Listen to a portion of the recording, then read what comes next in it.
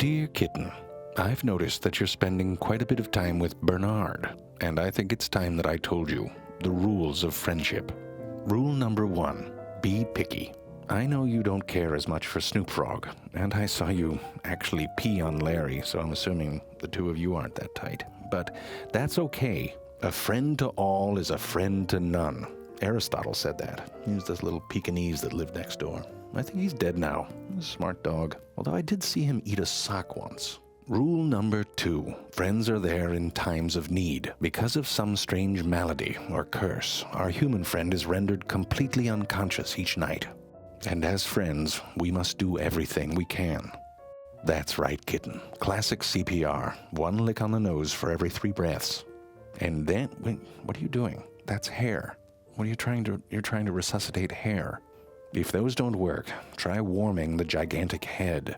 Just remember, Kitten, every morning when she wakes up, it's because we saved her life. Rule number 3, you have to set limits. You know, I like a belly rub as much as the next cat, but when it's over, it's over. If they don't get the hint from Crazy Eyes, then you get out of there and you present them the butt. A reminder that they have to be friends with all of you, not just the soft parts. And that, Kitten, is why we sit with our bums pointed to the things we love. There's an old cat saying that goes, until you've puked on the floor and they've stepped in it, you don't know the depth of your friendship. It's a very literal metaphor, isn't it?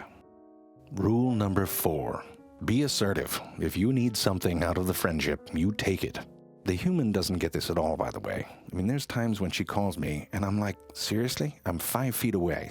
You know, if you want it, come and get it. Rule number 5, talking is overrated. The mouth hole is where the food goes. And nothing shows that the human loves us more than her offerings of moist, delicious wet food. It says so much more than she could ever say. And I reciprocate. I've brought them 2 mice, 4 crickets, and a half-eaten spider. Don't ask, long story. But trust me, based on how fast they grab those things off the floor, I think that they appreciate it. Rule number 6. What is that? A little catnip. What the heck? It's 5 o'clock somewhere. Why does the air taste purple? Hey, little Tinkerbell.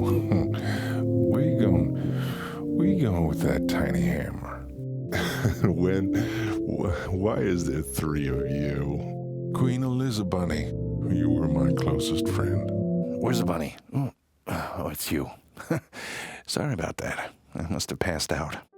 Rule number 7. Friendships do have a kind of rhythm. Sometimes you might need some alone time. Even a lot of alone time.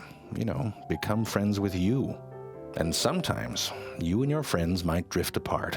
But even then, with your best friends, when you need them, you'll find each other again. And you won't have to say a single word. That's nice. So is this a good time to tell you that while I was on catnip, I may or may not have pooped in one of your shoes?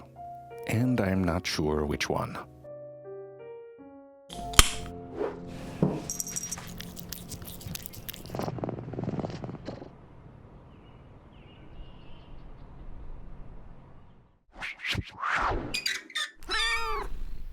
Ding dong doorbell. Bloop.